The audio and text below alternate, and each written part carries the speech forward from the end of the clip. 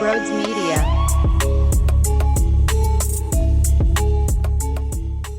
I have never seen tickets so low in my life. Brodes, tell me where. Okay, TickPick. Sixers are at home, $29. What? Flyers are at home, reasonable prices. What? And this isn't about sitting all the way up top, ladies and gentlemen. We're talking the 100 level. What if I told you you can get $10 off your purchase as well by utilizing code BRODES10 at checkout if you reach the $99 threshold? Everyone talks about tickets being so expensive and not being able to get to certain games. No. That's because you're going to the wrong places. That's because you're not doing your homework and you're not paying attention. But good thing is, I'm here to show you and share with you the best ticket market on the planet.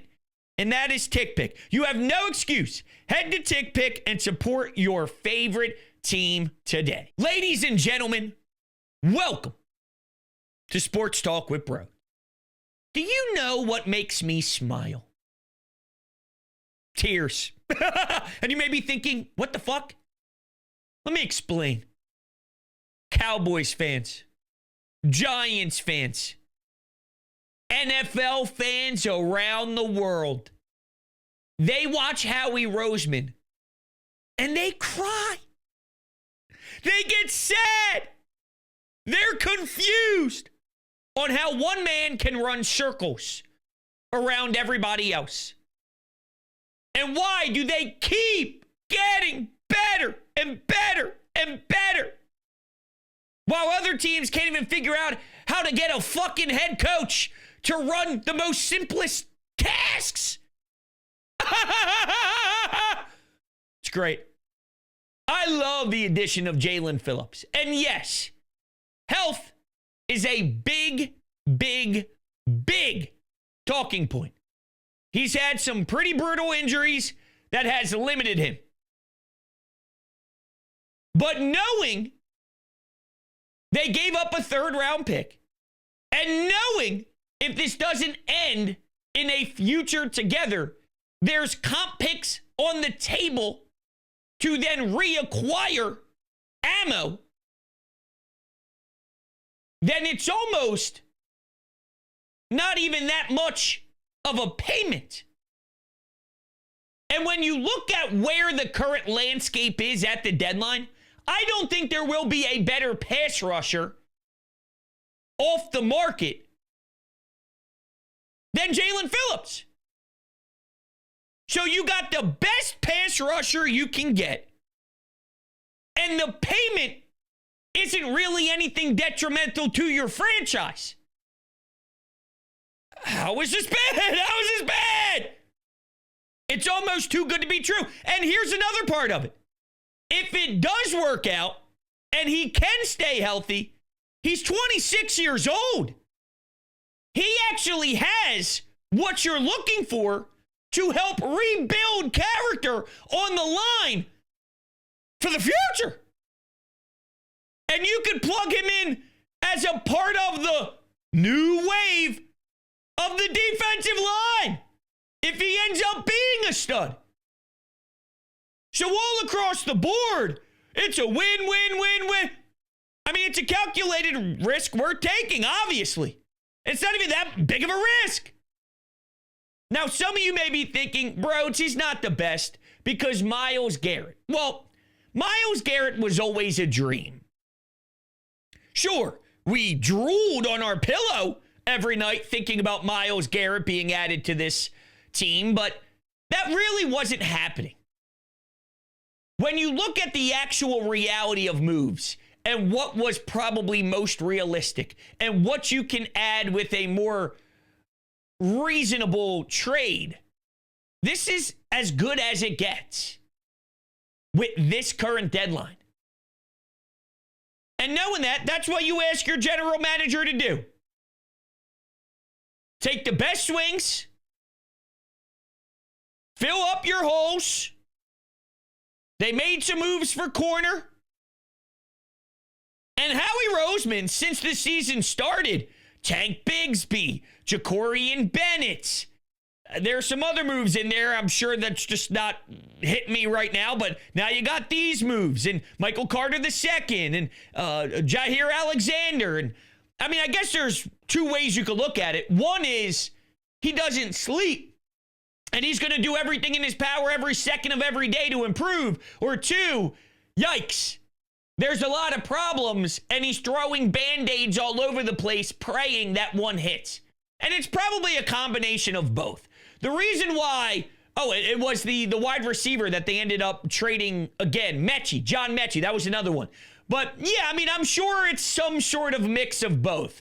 Howie is always going to see if he can add. He's always trying to bring in depth. He's always trying to maximize his chance to win a Super Bowl. So there's going to be fresh blood and better players circling with this roster, circling through this roster until you hit the best way you can. And the miscalculation of Ringo, the miscalculation of letting Darius Slay go and putting a lot of emphasis on an Adoree Jackson, that's now forcing you to make two moves at corner over the last week. So it's a combination of both. But that's one reason why I can appreciate Howie. When he does make a mistake, he is one of the best general managers to find some way to improve when you fail. GMs fail. What do you do when you fail? You give out a bad contract. How do you get out of it? Carson Wentz. You miscalculate. How do you get out of it? Maybe Jaire Alexander could play. Maybe Jacorian Bennett could play. Maybe you move DeJean and Micharl Carter in the slot and he could play. Maybe that's what you do. And now your pass rush is going to improve. Think about this pass rush for a second. Just trying to take pressure off the second outside corner spot. You're now rolling into this second half after the bye with Brandon Graham, Jaelen Phillips, Nolan Smith when he comes back, Jalix Hunt, Josh Uche, Jalen Carter, Jordan Davis, Ojomo. Do you know how much different that is and how much that hits compared to where we once were? You had Ojulari, Uche, Hunt, and that's it. And you're asking that Patrick Johnson, and you're trying to generate serious pass rush. If you could get home quicker, then there's less pressure on that corner spot. And I'm not ruling out Jacorian Bennett actually being able to do something. And yes, I mentioned Jacorian Bennett more than Jaire Alexander because I just don't think Alexander's got anything left. And I love to be wrong. His name sure pops. His name is probably the sexiest out of all the names added, even including Jaelen Phillips. But he's not the same player. The Ravens aren't even dressing him. And the Ravens are a smart organization. Now, do I think it's worth the flyer? No doubt about it. But if it's worth the flyer, I think it tells you about how they feel internally about Ringo. And how they feel about Adoree Jackson. And how they even feel about Jacorian Bennett, even though I still think he might be your best option. Actually, the best option, and I'm not going to run away from this, is Cooper DeJean to the outside fully and asking Micharl Carter to play slot. I think that's the most intriguing setup of it all. But it's pretty clear, based off of the way Vic Fangio speaks, that he's open, but doesn't want to do it for whatever that's worth. Now, here's what I find interesting. And I know this is kind of a no-brainer statement, but when you look at Christian Parker, the DB's coach, with Jaire Alexander in Green Bay, there's that relationship. Vic Fangio in Miami, there's the Phillips relationship. Joe Douglas with the New York Jets, there's the Micharl Carter relationship. There's a lot to be said about, really relying on your guys and guys that are in your building.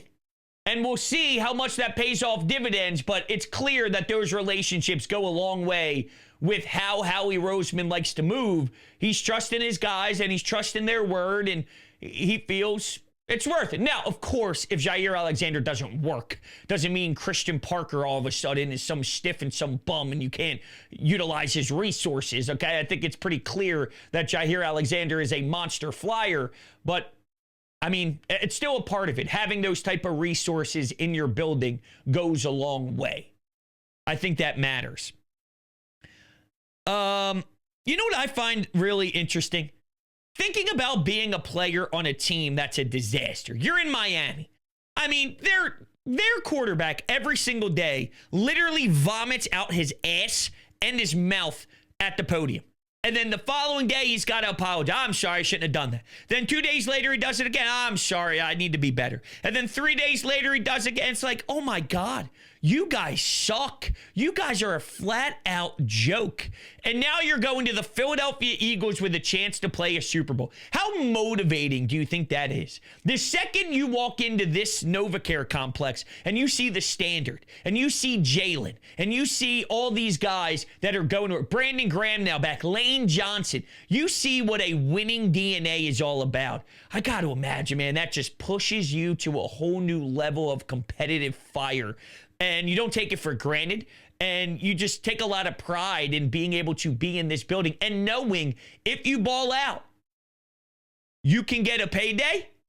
You could get a payday and still win because the way the organization structures things allow for you to be surrounded by talent. Or you could ball out standing next to the Jaelen Carters of the world and go get your money elsewhere if you feel satisfied with that.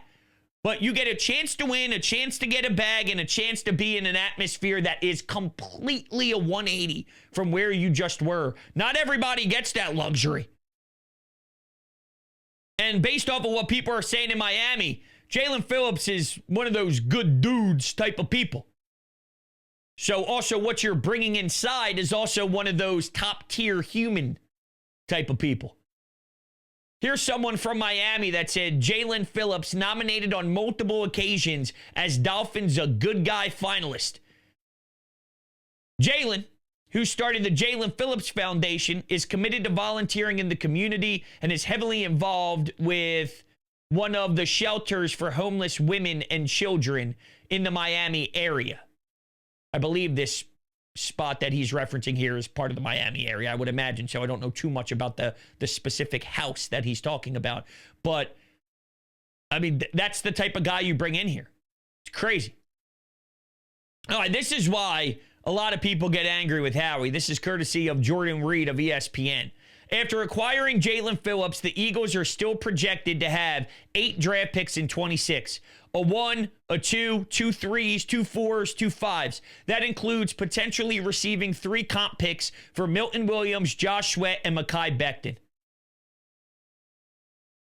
It's just unbelievable how much farther along he is with every move he makes.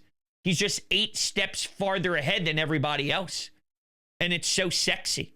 What else is sexy is my Amelio Cigars. Oh, my goodness gracious. I'm going to light one up for Howie Roseman after this episode because I can't thank him enough for all he does. And what if I told you Amelio Cigars are the Howie Roseman of cigars? Old school roots, new school attitude, locally owned, made at Fabrica Oveja Negra in Nicaragua. And you can get 10% off by clicking the link down below in the description and utilizing promo code BRODES10. And I told you last episode I wanted to share with you a message I received from a Brodes Media Sports Talk with Brodes fan. And this is exactly what it said. I'm reading it to you verbatim. Hey, Brodes, I want to let you know I smoke cigars regularly, and I knew of Amelio Cigars. I just never got a chance to get my hands on one, as I like to try a bunch of different styles. I have to say I can't express enough how much I've enjoyed smoking these Amelios. I have bought a bunch in bulk, and I keep them handy. I have a group of friends that we all get together specifically to light up, and we all agree there's something magical about the Amelio brand and the factory out in Nicaragua. Thank you. Keep up the great work, and you got a loyal Amelio customer out of me. When I tell you it's the best cigar to ever touch my lips, when I tell you it's the only cigar to smoke, I'm not just giving you a sentence here, okay? I'm not just telling you something that you want to hear. This is the truth. And I wouldn't steer you the wrong way. Make sure you join the Amelio Cigar family today. All right, why don't we take a listen to, let's go to the Anytime Hotline. We got some texts, we got some phone calls as well. Let's run it. Well, I just got the news. I was a little late to it that Jaelen Phillips got traded to the Eagles. I hate it. This is not going to do anything for us. And everybody's going to be like, oh, you're negative Nancy. While I agree that this is an addition by 1,000 cuts. That's what this is. What is that? The last time he had his total right now is 3 sacks, and his highest is 8.5. And that was his rookie year. He's been on a steady decline of injuries and stuff since. I don't like it. I don't like his contract, and he's going to be another Bryce Huff for us. Hold on. The contract is irrelevant. There is no problem with the contract. There's nothing that's limiting you moving forward with said contract. But go ahead. Fortunately. Also, I don't like his attitude, and I watch the Dolphins religiously because of my grandmom, who's a Dolphins fan. He's a nobody. Howie, package him and a first-round pick. Go get you somebody else. I don't even want to entertain something like that. You don't like his attitude, the same guy that is being announced as one of the good guys and the good guy award in Miami. Sounds like a terrible person helping out homeless women and children. What a detrimental piece to your locker room culture. He's a nobody. Then you just haven't watched the way you said you watched. If you think he's a nobody, he's been injured. He's been banged up. That's why you're able to get a player with this type of ceiling for a 3rd-round pick, because there have been things that limited him on the field, and that very well may bite you. But let me ask you this. You say go get somebody else. Realistically, outside of selling off $1 billion first-round picks for Miles Garrett, which was never going to happen, what is available at the deadline that is more interesting than this move? Because I think at the end of the day, when Tuesday rolls around and it's 4 o'clock and everything's locked in, and you wait for the few minutes afterwards when Schefter starts throwing a couple things out that happened late, they were just dotting the I's and crossing the T's, there won't be a better pass rusher moved than this one. You can't get mad at Howie Roseman for that. If this is what's done, and the league has guys that are okay, that are average, that are a little below average, depth pieces, guys along the line that are just guys, if they're moving around and cycling around the league and getting traded to certain teams and blah, blah, blah, okay. But I can't imagine something sexier than Jaelen Phillips being on the move unless it is something that the Eagles would never, ever, ever do in a billion years, and it's showing off $1 billion picks for the Miles Garretts of the, and that's not happening. That's not happening. That's why I keep stressing a realistic move. This is the best you could have done, and that's out of your control. That's just based off of where certain teams are, teams that are falling off, teams that they thought would be good and aren't, and now they got to sell, teams that are blowing it up and they're trying to tank to get the highest draft pick in the draft. You can't choose who those teams are. They are who they are. And then from there, you try to attack. You got a weird front office right now in Miami. Things are crumbling out of control. Those are the type of teams that you got to take advantage of, and Howie Roseman just did it and fleeced. Because again, if it doesn't work out, it doesn't hurt you. That's why it's so stupid to get angry. Then you move along, you move on, and then you worry about the comp pick down the road. You're set up beautifully. So it's a risk worth taking, and it doesn't destroy you. And then you got to pray Nolan Smith, Brandon Graham, some of these guys can elevate and go dominate. And I do think you'll see a better pass rush, because I do think that what Brandon Graham showed us prior to the injury, the first one, he was one of your best pass rushers last year, and it wasn't by default. It's because he's actually very talented, and he's still got Brandon Graham in him. I think he's still got some BG in him. I do. And I think that's sort of infectious. I think that really does motivate everybody else. Just his presence being back. Here's BG. I think everyone gets a jolt of energy and adrenaline because of it. And that's going to help push some of the guys. And I think they're in a good spot, man. I really, really do. We got some text messages here. First, I want to tell you about Camden Apothecary. If you can't see my beautiful, outstanding bucket hat here. Oh, man, the amount of Camden Apothecary merch I got. And there's a reason why I got it. Because I live and die with their cannabis. I love their cannabis. It's the best cannabis on planet Earth. Phillies fans, when choosing a dispensary, you want three things. Convenience, quality, and fair prices. And Camden Apothecary checks all those boxes. Located just minutes over the Ben Franklin Bridge with ample free parking space, Camden Apothecary is built for fans on the go. Their team prioritizes your experience, so you're not just another customer. You're part of the community, and the products, always top quality. You're getting the best cannabis around at prices that are actually fair. No gimmicks, no inflated numbers, just the real deal. Whether the pregame, postgame, or any other day in between, Camden Apothecary is the stop every Philly fans should be making. Convenient, friendly, fair. Camden Apothecary. Cannabis done right for fans 21 and older. Tell them Brodes sent you for 10% off. Do not be a fool. Make sure you join Camden Apothecary family today. All right, let's read some text messages, shall we? This text comes in from Nick. Jaelen Phillips is a monster.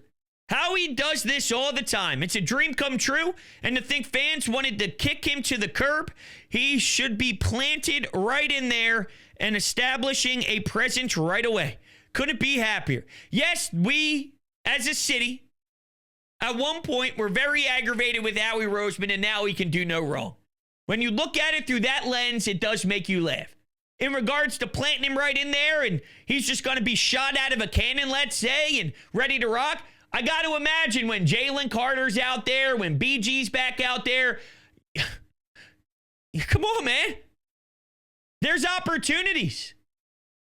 And if it's not Jaelen Phillips, then maybe just the presence of Jaelen Phillips being there, the what-if factor. We got to focus on Carter. We got to focus on Phillips. Now BG has more room to cook. Now Nolan Smith, when he gets back on the field, has more chances. It just opens up lanes for everybody else. I think it allows Jihad Campbell, and that's a whole nother story, Nakobe Dean, Jihad Campbell, and, but that's a good problem to have if you're trying to get some of these guys out on the field and there's just others stealing their time because they're playing better or playing differently. But I think it does Jihad Campbell better to not have to worry on the pass rush department. But then again, of course, Nakobe Dean, we'll see. We'll see what Vic Fangio does. My point is, there's a good problem to have if you have these many pieces and you're trying to like jumble it around and make them fit. And we're talking about good players to try and slot them in here to get them time. It's a good problem to have. And when you watch what happened around the league over this weekend, take a look at the NFC. Tell me where the Eagles aren't number one. The Rams, we beat them. When we weren't even playing our best football, we beat them. Green Bay's good, not great.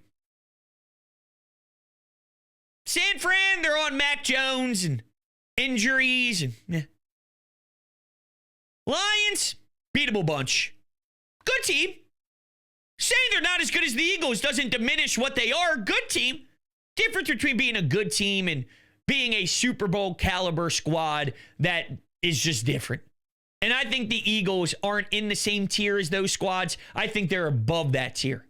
Now, am I telling you it's the biggest jump in the history of the world? No, there's probably been more separation between a number one NFC team and some of the opponents. But there is a gap. There is a gap between the Lions and the Eagles. There's a gap between the Rams and the Eagles. There's definitely a gap between Green Bay and the Eagles. There's a gap. Again, I'm not telling you it's the most obnoxious gap ever in the history of planet Earth, and the separation is so huge it's not even funny. But there is a gap. And especially when you plug a Phillips in there.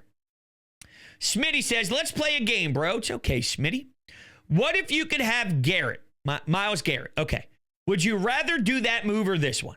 I like Phillips a lot, but when the news started to go viral on radio stations around the country, I got excited, but maybe I got myself out of control. Would you say yes to Miles with more picks being moved? So, we know it's not going to happen, but fine. Barroom conversation I think we can definitely bite into here, Smitty. So this is what I'd say on it. It goes against everything I believe in to not want to go get someone as special as Miles Garrett. And if they were to do it, I wouldn't have cried by any means because he is that level of talent. But there was something rubbing me the wrong way about going that direction. And what really put it in perspective for me is, imagine getting rid of Jaelen Carter, Quinyon Mitchell, and Jahad Campbell. That changes 8, 9, 10 years of your franchise. Now, so would the addition of Miles Garrett. That would change a lot of your franchise too. But the reason why we're able to have the sustained success that we have, the draft picks have been top-notch. The type of money they get paid early in their career, the production you get out of Q and DeGene. I know there was a second-round pick, and we're talking about firsts for Miles Garrett, but just the big picture of how they're able to keep generating this level of success is you're hitting at a crazy clip on a lot of your young studs. They're not getting paid a lot of money, which gives you some more flexibility in an area that Howie Roseman already knows how to manipulate, and you could just keep churning. And if you remove a lot of those assets to go get one proven guy in Miles Garrett, there's something that bothers me about that, even though getting Miles Garrett would be game-changing. And again, I wouldn't cry if they went down that road, but there was something stopping me from actually getting into that mode and wanting it. To the point where I almost did a show on the radio where it was going to be something along the lines of help me. Help me. Because I normally want to go get the superstar, but something is stopping me from wanting to dive 2 feet in because I value how great the drafts have been. And I was thinking so many different ways to spin me into the mindset of wanting to go after it. Like, well, don't you think Howie Roseman could get first-round picks another way because that's what he does? Or do you think he could hit on his second-round picks like he did with DeGene to help you out there, and that's a way to still get the contribution you're looking for? And I was just trying to spin the cycle a lot of different ways to get me there, and I never really got there. I like keeping all of those assets and going this route more. I do. And it bothers me because I like taking serious shots. But I don't want to be too emotional and too knee-jerk in the moment. Someone mentioned to me I would take 8 years of sucking to go back-to-back this year and raising our percentage of winning the title. We have a higher percentage chance if we have to give up first rounders and we lose a few years down the road because of it. And I go, no. You don't have to give up future to win now. You have the luxury of the best GM. I can do both. And I know I can do both because he's proven you can do both. I want to keep doing both. The Browns can't win a football game to save their lives. And they've won the best pass rushers ever. And he'd be good here. I'm not saying he'd stink here. He's great. But Miles Garrett isn't winning a Super Bowl every year. We've figured out a dynamic that works for us, and it's working at such a high level that I want to allow for this thing to keep going. I want the motor to keep going in the direction that it's going. That's a way for me to simplify my answer, but that's kind of where I'm at. Jason texts in and says, you're wrong that you want to move DeGene. He plays too physical to remove him. We need the physical presence in the slot. So this is what bothers me about the DeGene thing. If you were to move him, and I don't expect them to at this rate, I think they're going to give Jacorian Bennett or Jaire Alexander the opportunity to win that job. But why is it that physical presence in the slot takes away what a physical corner is on the outside? You will still have Cooper DeGene's physical presence. It's just going to be jamming the line of scrimmage. It's going to be at the wide receiver, running their route. Cooper DeGene plays one way. Cooper DeGene plays one way. He knows one way of playing ball. He's just a damn football player. the skill set that he provides, anywhere on the field, he's going to provide it. He's going to provide it on the outside. He can still bring that presence. I promise you. You put him on the outside, and Cooper DeJean's going to be making plays all over the field, and he's going to be stopping the other team's wide receivers from catching passes and having explosive plays. I don't know what to tell you. He's stopping Justin Jefferson from scoring a touchdown. He's knocking the ball out of his hands. It's the best wide receiver in the NFL. You don't think there's value in that? And someone brought up to me before, it's very similar to what Jason's saying, but you have an elite presence already. Why move an elite presence to be a very good presence on the outside? Isn't the goal and objective to get elite talent in certain positions? And my answer would be yes. Yes, that is the goal.